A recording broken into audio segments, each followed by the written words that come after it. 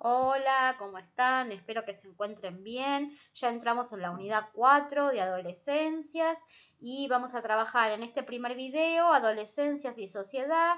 Vamos a caracterizar el proceso adolescente y vamos a trabajar la intersubjetividad. Vamos a trabajar como parte de la bibliografía con varios autores que vamos a ir articulando. Fernández, Fize, el libro de Hornstein, con distintos autores, Lerner, Levy, Urresti. Vamos a trabajar Volnovich también, así que vamos a hacer ese recorrido. Y a lo largo del video vamos a ir respondiendo a algunas preguntas sobre las adolescencias, como cuál es la importancia de las transformaciones corporales de la pubertad, cuáles son las tareas psicológicas que se tienen que llevar adelante en esta etapa, cuál es el papel de la familia, qué importancia tiene el grupo de pares, qué características tiene el pensamiento, cuáles son las diferencias entre la adolescencia de sectores populares y la de clase media alta, qué lugar le da la sociedad a la adolescencia y cuáles son las características de los y las adolescentes contemporáneos. Vamos a abordar las adolescencias desde un enfoque biopsicosocial. A nivel biológico va a suceder la pubertad y la pubertad va a disparar toda una serie de procesos y tareas psicológicas que se relacionan con la historia previa del sujeto, es decir, con lo que sucedió durante su infancia, con lo que tiene que ver con la dimensión pulsional, la historia y con los procesos identificatorios. Y a su vez, todo desarrollo psicológico está enraizado en un contexto social, cultural e histórico, de manera que va a haber una dimensión sociológica de abordaje de las adolescencias y vamos a pensar cuáles son las relaciones intra e intergeneracionales, es decir, qué pasa con los grupos de pares, qué pasa con los sujetos que pertenecen al mismo momento histórico y qué pasa con las relaciones entre las y los adolescentes y las generaciones que les preceden, es decir, sus padres, abuelos y en términos generales con la sociedad. Y vamos a pensar en las adolescencias justamente para tratar de poner el foco en deconstruir las generalizaciones masivas y la homogenización, es decir, pensar que hay una única manera de transitar o de vivir la adolescencia. Vamos a poner en relieve que hay muchas maneras de transitar la adolescencia, que va a haber ciertas modalidades de funcionamiento psíquico que son predominantes, pero que no se las puede considerar universales absolutos y hay que ver la singularidad y la diversidad. De manera que vamos a pensar que va a haber tantas adolescencias como adolescentes hay. La pubertad va a irrumpir desde el cuerpo. Hay una programación neurobiológica de una explosión hormonal que tiene como función lograr el crecimiento físico, la maduración de los órganos sexuales y el desarrollo de las características sexuales secundarias. Y las y los adolescentes viven esta irrupción, como ven en el video, de manera preocupante, angustiosa, se comparan con sus compañeros, con sus amigos, amigues, no saben cuándo va a suceder, de qué manera, qué características va a tener. Entonces, la latencia era un periodo de equilibrio que ya vimos que, si bien se sigue procesando la sexualidad infantil, no tiene ese nivel de irrupción o disrupción de la etapa anterior. Entonces, la irrupción de la pubertad a nivel corporal va a romper con ese equilibrio y va a darle nuevamente protagonismo a la dimensión pulsional. Y esto es lo que va a motivar toda una serie de trabajos psíquicos que van a tener que hacer las y las adolescentes durante esta etapa del ciclo vital. Una pregunta que se va a hacer Fernández y también se hacen otros autores es ¿cuáles son las diferencias entre la adolescencia de los sectores vulnerables y la clase media alta? Como ustedes pueden ver en el video, ahí tenemos un adolescente de 18 años que nos cuenta su historia y verdaderamente cuando se vive en sectores vulnerables, en situación de pobreza, no hay una etapa de demora, una etapa de moratoria, no hay una posibilidad de transitar la adolescencia y se pasa directamente de la niñez a la adultez. De hecho, este adolescente cuenta que ya a los 10 años estaba pensando en trabajar, estaba pensando ya en cómo contribuir para su familia y ya estaba imaginándose entrar a una fábrica a los 18 años que en vez de pensar cómo transitar toda su adolescencia. Entonces, las y los adolescentes que están en esta situación de vulnerabilidad se ven obligados a trabajar para ayudar a la supervivencia de sus familias, se convierten rápidamente en adultos y va a haber un abatimiento que da lugar a destituciones subjetivas, ¿no? Es decir, en vez de tener este espacio de experimentación, de exploración, de ir constituyéndose psíquicamente en esta etapa, la falta de oportunidades, el desempleo, la pobreza, que tienen que ver con este capitalismo neoliberal en el que se enraiza la adolescencia contemporánea, en realidad generan situaciones de destitución subjetiva e impiden a un número muy importante de adolescentes transitar esta etapa y los priva de esta etapa de moratoria social.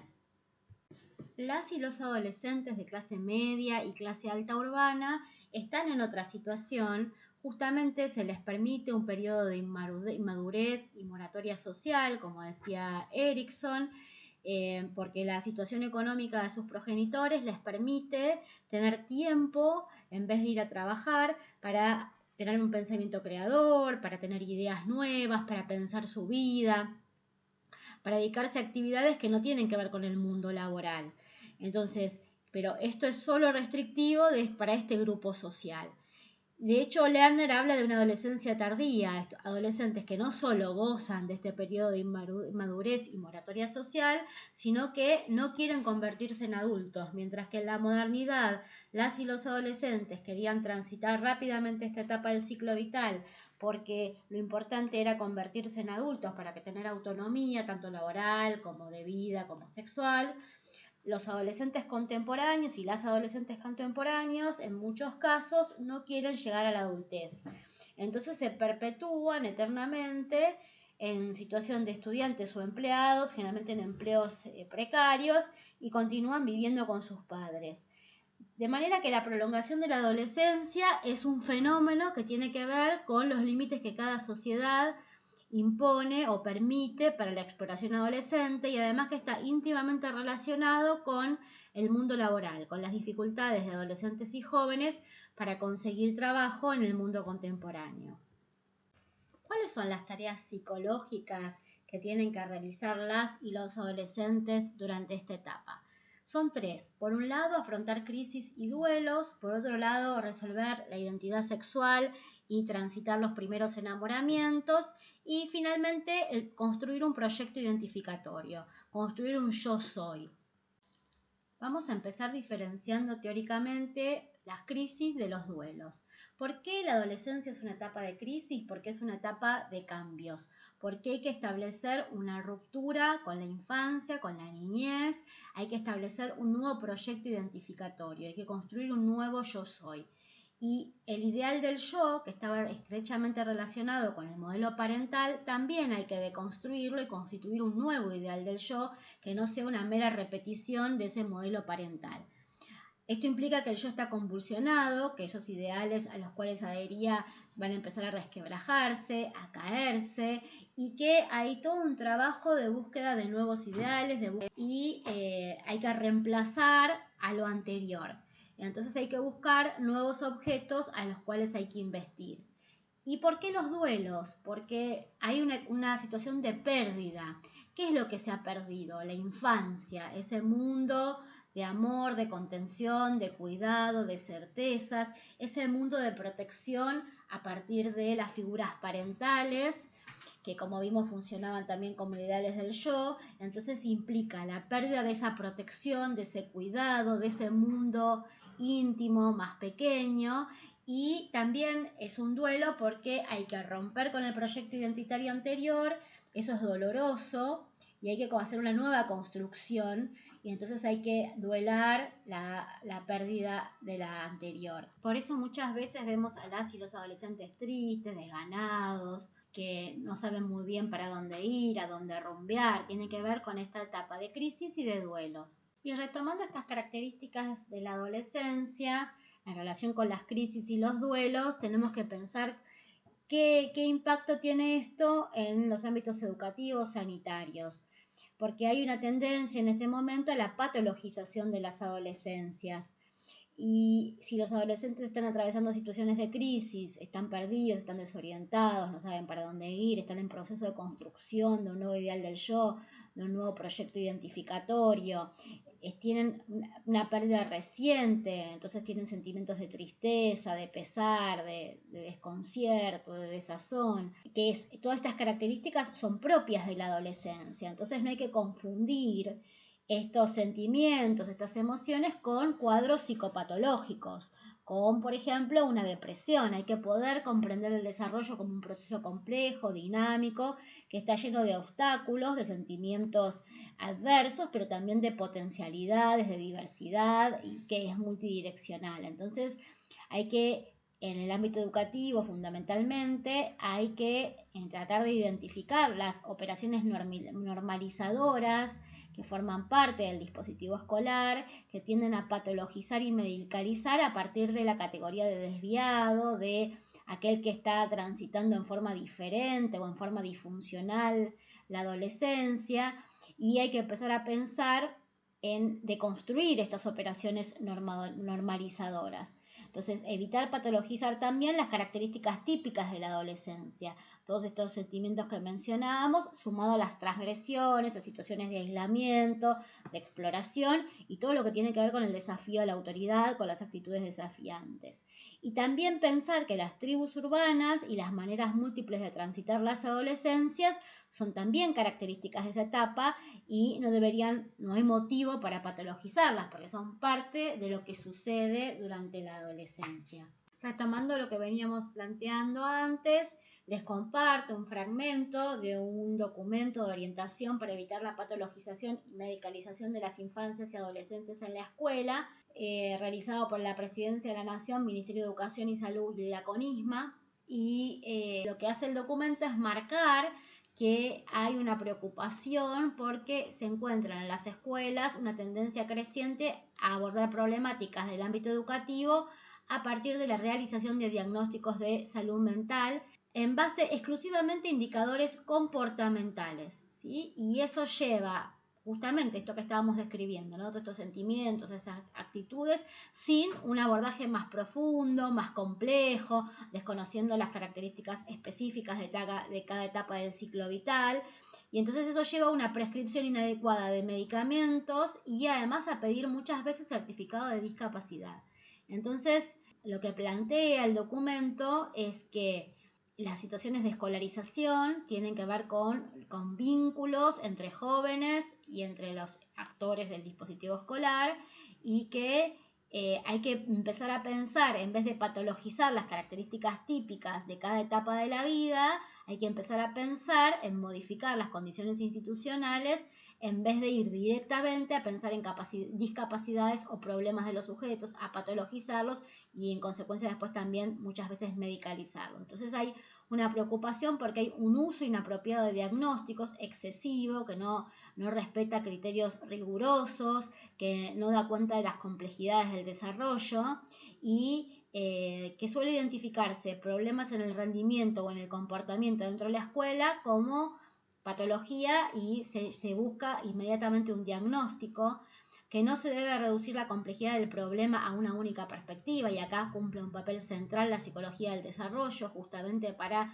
deconstruir estas ideas de sentido común, de que ciertas actitudes comportamentales, cierta pertenencia a tribus urbanas, ciertos sentimientos llevarían directamente a la patología. Y muchas veces también pensar que ciertos comportamientos, ciertas actitudes pueden estar escondiendo problemáticas muy complejas como el abuso, violencia, conflictos, duelos, etc. Entonces, lo que dice el documento fundamentalmente es pensar a niñas, niños y adolescentes como sujetos en desarrollo y tener en cuenta las características específicas, en este caso de la adolescencia, de las adolescencias, antes de ir directamente a pensar en una patología, buscar un diagnóstico. La otra tarea psicológica que tienen que hacer las y los adolescentes es la construcción de una identidad sexual que está a su vez asociado a los primeros enamoramientos. Lo que hay que hacer definitivamente es concluir la etapa infantil. Para eso es necesario un trabajo de represión. Ya habíamos visto cómo la represión permite el inicio del periodo de latencia, pero se tiene que terminar de consolidar y seguir sosteniendo en el tiempo. Lo otro que hay que hacer, la otra tarea, es el pasaje de los objetos prohibidos, incestuosos, endogámicos, familiares, los progenitores, hacia objetos de deseo exogámicos, que no tengan que ver con la elección de la infancia. Y esa tarea es fundamental en la adolescencia. Por eso va a haber todo un trabajo de investimiento de otros objetos de deseo y van a aparecer las primeras incursiones sexuales, los primeros besos, las primeras exploraciones, y también va a aparecer la masturbación acompañada de fantasías. La masturbación como un elemento de autoconocimiento del propio cuerpo, de la búsqueda del placer, como parte de la normalidad del desarrollo en esta etapa del ciclo vital. Y la identidad sexual, como está en construcción, va a ser frágil y se caracteriza esta etapa por la exploración. Las y los adolescentes van a explorar las distintas opciones, las distintas posibilidades que tienen que ver con la bisexualidad, con la homosexualidad, con la heterosexualidad. Es decir, que lo que caracteriza es este espíritu de búsqueda y no hay nada definido, que también esto tiene que ver con el momento histórico. En el momento histórico en el que Freud escribía, aparecía muy claramente una presión social para la definición identitaria en términos binarios, y en este momento histórico, si bien existe todavía una presión muy fuerte, está como más permitida o se comprende más la exploración. Y en cuanto a los modelos identificatorios de la sexualidad, la familia dejó de ser el lugar privilegiado, ya no es la que brinda información, los progenitores no son los referentes, y son los medios de comunicación con sus personajes virtuales, famosos, celebrities, etcétera, que son los que van a brindar información en relación con la sexualidad y van a constituirse como modelos identificatorios.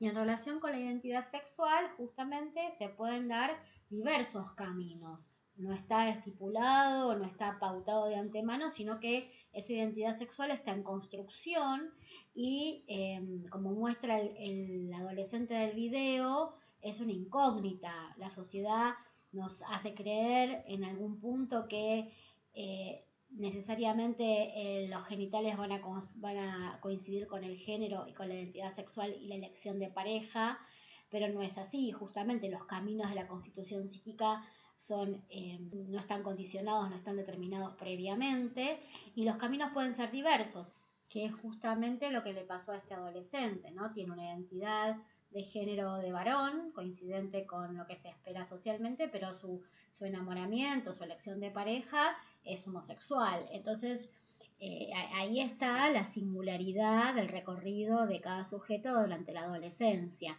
Y en este momento histórico se han dado transformaciones en relación con las expectativas sociales para mujeres, varones y para la diversidad. En el caso de las mujeres, lo que aparece es que en otro momento histórico se reificaba la virginidad, y ahora, por el contrario, lo que se busca es que las mujeres tengan una iniciación sexual y que sean plenas sexualmente. Entonces hay mucha cuestión iniciática en relación con las primeras relaciones sexuales. Las chicas están como muy, muy pendientes de poder desempeñarse adecuadamente en el territorio de la sexualidad. Los varones, sigue habiendo como la misma exigencia histórica de masculinidad y potencia, y la iniciación sexual es el examen que va a garantizar las posibilidades futuras y corroborar la identidad masculina. Pero justamente, como veíamos en el video, siempre existió la diversidad, pero ahora podemos como permitirnos reconocerlas desde otro lugar, especialmente a partir de la ley de identidad de género y la ley de matrimonio igualitario. Entonces hay múltiples identidades sexuales y múltiples identidades de género posibles, que se van consolidando, conformando durante esta etapa del ciclo vital. Y en relación con de qué forma podemos acompañar a las y los adolescentes en la construcción de la identidad sexual, la autoexploración, la masturbación, las exploraciones sexuales, bueno, estos acompañamientos que necesitan se pueden enmarcar dentro del Programa Nacional de Educación Sexual Integral, que se debe trabajar simultáneamente en el ámbito educativo y en el ámbito sanitario. Y para eso, si ustedes revisan la página del Ministerio, hay material, recursos didácticos, audiovisuales para trabajar en la escuela, diversos cuadernillos, parte de los videos que estamos viendo de Canal Encuentro, que está pensado este programa desde una perspectiva de género, y que no solo va a abordar lo que tiene que ver con la corporalidad, con lo biológico, con la pubertad, sino que va a trabajar fundamentalmente todos los desafíos psicológicos, sociales y todo lo que tiene que ver con el manejo de la relación con el otro, del encuentro con el otro, de las emociones, de los afectos.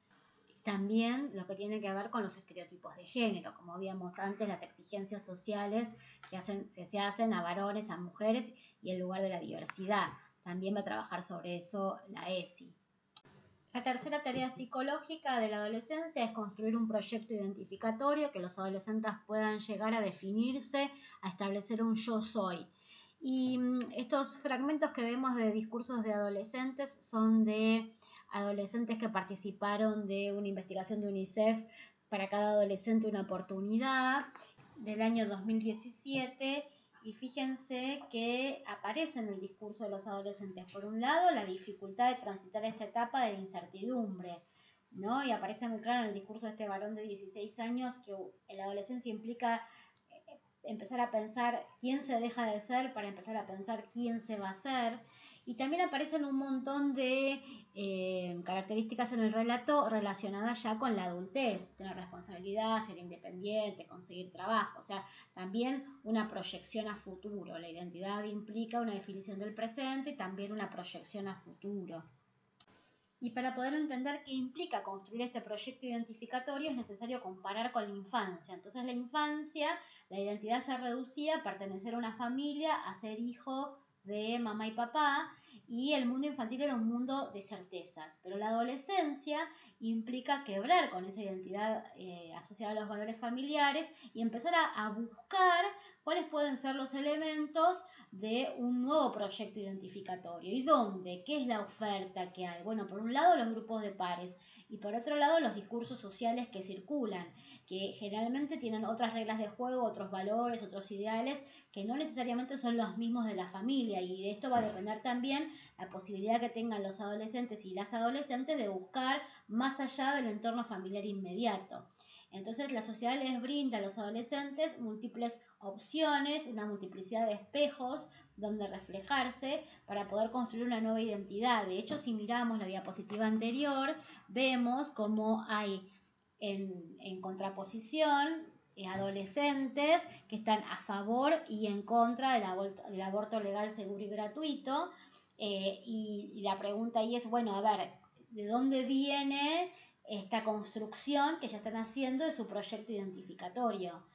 La sociedad está dando las dos posibilidades y las y los adolescentes van eligiendo qué camino van a seguir. Entonces, cuanto más rica sea la sociedad, cuanto más se preocupe por ofrecer valores, reglas, posibilidades, cuanto más múltiple y diversa sea, mayor posibilidad tienen las y los adolescentes de despegarse del proyecto identificatorio familiar y poder construir uno nuevo que tenga que ver con otras posibilidades. Y ese proyecto identificatorio en construcción tiene que poder abarcar distintas facetas o dimensiones de la vida. En este caso vimos el ejemplo en relación con la sexualidad y el aborto, pero tiene que poder abarcar otras dimensiones de la vida. Es clave la pregunta qué lugar da la sociedad a la adolescencia, sobre todo si lo relacionamos con la tarea psicológica del proyecto identificatorio, de la posibilidad de construir un yo soy. No tenemos que olvidarnos que venimos previamente a la Convención Internacional de los Derechos del Niño, Niña y Adolescente, venimos de un modelo tutelar, paternalista, donde los adolescentes eran considerados objetos de tutela y no sujetos de derecho. Entonces, quienes son los últimos que decidían sobre qué debería hacer el adolescente o la adolescente eran los adultos, sean los educadores, sean los padres y las madres, o sea el Estado en situaciones de conflicto con la ley. Entonces, lo que va a plantear FICE es el derecho al reconocimiento social de las y los adolescentes. Y ahí cumplen un rol central todos los adultos de la sociedad, pero en particular los educadores y los agentes sanitarios y de salud mental, ¿no? Entonces, ¿qué implica? Comprender al mismo tiempo a las y los adolescentes como sujetos en desarrollo y como sujetos de derecho, que no solo necesitan tener voz y ser escuchados, sino que sus opiniones sean consideradas, tenidas en cuenta y que haya en consecuencia posibilidad de transformar la realidad social para poder incluirlos, ¿no? Y justamente en relación con pensar a las y los adolescentes como sujetos de derecho y en particular con derecho al reconocimiento social, en nuestro país se han dado importantes conflictos cuando las y los adolescentes se posicionan como sujetos de derecho. Y en general la sociedad lo que ha hecho es ha apuntado al enfrentamiento, a una mirada paternalista, a pensar que las y los adolescentes están confundidos. Y esto apareció en relación a varios temas. Uno es la campaña por el aborto legal, seguro y gratuito, con los dos posicionamientos que ya vimos. También aparece en las escuelas, con la creación obligatoria de los centros de estudiantes, que hubo en general en la mayoría de las escuelas un rechazo a que se implementaran los centros de estudiantes, porque implicaban escuchar y tener en consideración y llevar adelante las opiniones de las y los adolescentes. También aparece con el derecho a las y los adolescentes a votar. Fíjense que como aparecieron en los medios de comunicación, tratando a las y los adolescentes como menores, como sin la capacidad de raciocinio para comprender lo que se está votando, cuando las y los adolescentes a partir de la convención ya pueden votar a partir de los 16 años. Sin embargo, pareciera ser que el derecho al reconocimiento social, a participar de la vida política, todavía es un tema de discusión y pareciera estar vedado. Persiste el desconocimiento de las y los adolescentes, no hay reconocimiento social en estos ejemplos que estamos viendo, y es el enfrentamiento de los adultos con la población adolescente. Entonces se confunde la necesidad de poner límites, de acompañar, con un autoritarismo y seguir tratándolos como menores, pensar en términos de tutela. Entonces, pensar también en términos de educación, que la educación tiene que ser un acompañamiento hacia la autonomía, y si mediante los centros de estudiantes y el voto, las y los adolescentes están ejerciendo progresivamente ese camino hacia la autonomía, acompañados con la guía de los adultos. Un ejemplo muy importante en relación con el derecho al reconocimiento social y cómo las y los adolescentes están peleando por ese reconocimiento, más allá de las respuestas del mundo adulto, fue la Escuela Secundaria del Futuro, el plan de la Ciudad de Buenos Aires para modificar el currículum de la escuela secundaria, cambiando el sistema de calificación y a su vez implementando pasantías de trabajo obligatorias en empresas en el último año con una importante carga horaria dedicada a trabajo no remunerado. Y frente a múltiples insistencias de las y los adolescentes para ser escuchados, que estaban en contra de esta reforma, más otras reclamos como la inclusión de la ESI, que es obligatoria dentro de los programas, o sea que estando en los programas no se dictaba, no tenían educación sexual integral, eso llevó a la toma de las escuelas y bueno, hubo toda una serie de opiniones, tanto en los medios de comunicación como la misma ministra de Educación de la ciudad, por las tomas, ¿no? Pero invisibilizando el proceso de participación ciudadana, el reconocerse a sí mismos como sujetos de derechos y justamente el desconocimiento por parte de los actores sociales, que son los encargados de acompañar la autonomía y la singularidad y el proyecto identificatorio adolescente. Entonces se los consideraba medidas no legítimas, se desconocía el descontento, se invisibilizaba el conflicto. Entonces, fíjense que nosotros tenemos organismos que son los encargados de velar por los derechos de las y los adolescentes. Entonces, frente al resurgimiento del paradigma tutelar, tanto de parte del Ministerio de Educación de la ciudad, como de los medios de comunicación, como en esta mirada paternalista de los adolescentes tienen que ir a casa, que los padres y las madres los vayan a buscar a la escuela para que les indiquen, los orienten en el buen camino. Bueno, aparece la posibilidad de el reconocimiento como sujeto de derecho a partir de la presentación de un amparo por la Asesoría General Tutelar, que representó a padres y estudiantes, ¿no? Entonces, fíjense cómo frente a la falta de reconocimiento social por los agentes educativos, las y los adolescentes junto con sus padres tuvieron que ir a la justicia para que se les reconociera los derechos, para que se los reconociera socialmente, ¿no? Entonces, bueno, ese amparo tuvo lugar y efectivamente la participación que habían tenido los adolescentes era legítima y no había por qué establecer obligatoriamente algo en contra de su voluntad.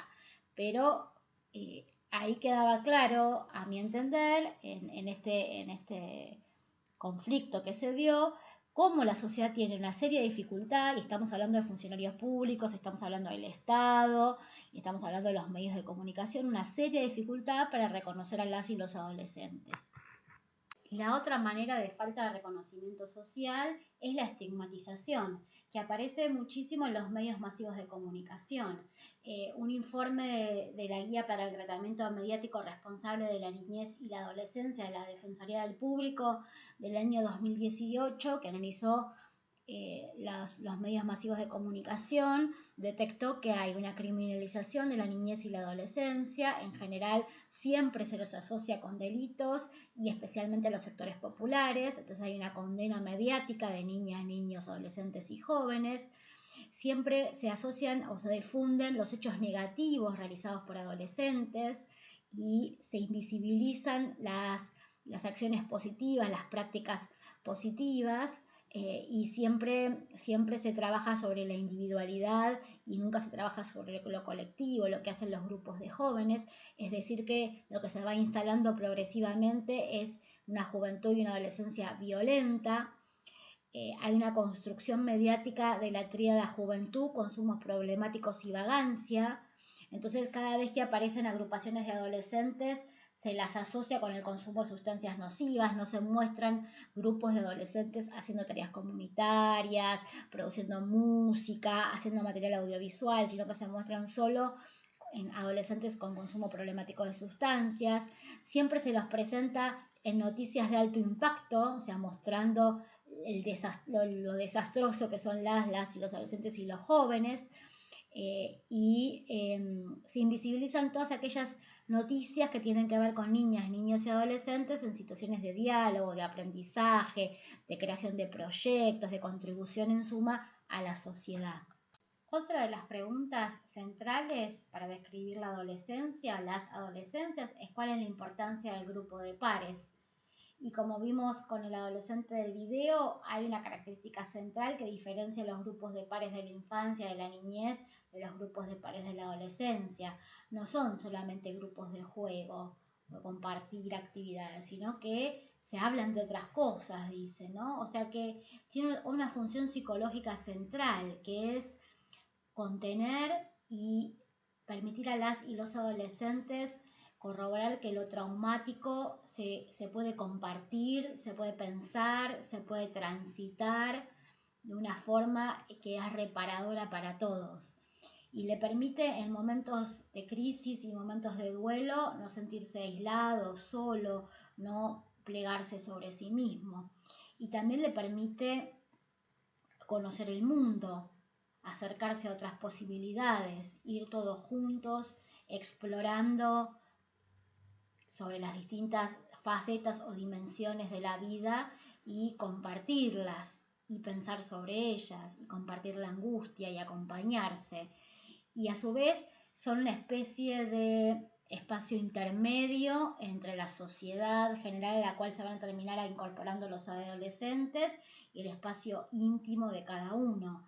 Entonces hay un proceso de resguardo de las identificaciones al interior de los grupos de pares. O sea que, en definitiva, los grupos de pares permiten la construcción de un mundo compartido, diferenciado del mundo familiar y del mundo adulto de la sociedad en general.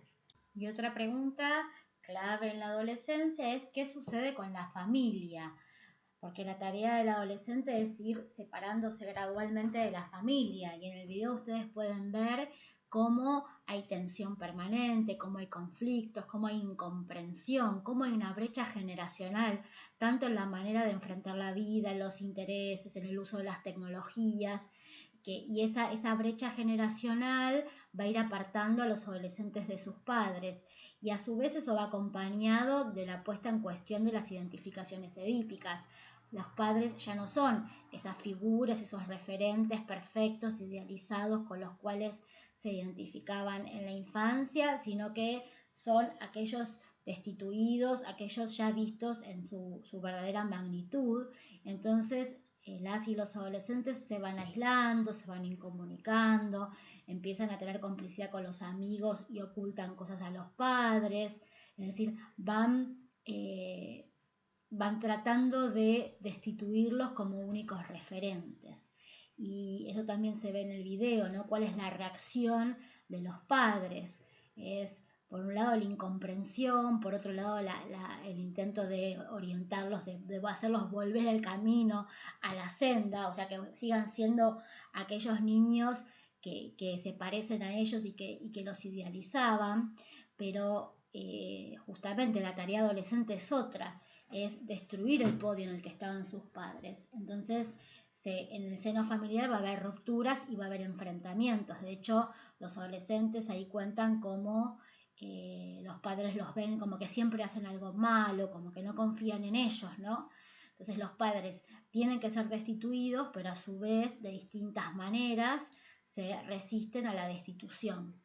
Y también aparece un duelo que atraviesan porque justamente al haberse ocupado durante tanto tiempo de ese hijo, de esa hija o de ese hije, dejó en un segundo lugar la condición de la pareja. Entonces, cuando los hijos empiezan a ser más grandes, se empiezan a crecer, lo que sale a la luz es cuáles son las condiciones de esa relación de pareja. Y a su vez se cae la ilusión de que un hijo constituye una extensión narcisista de cada uno de los progenitores.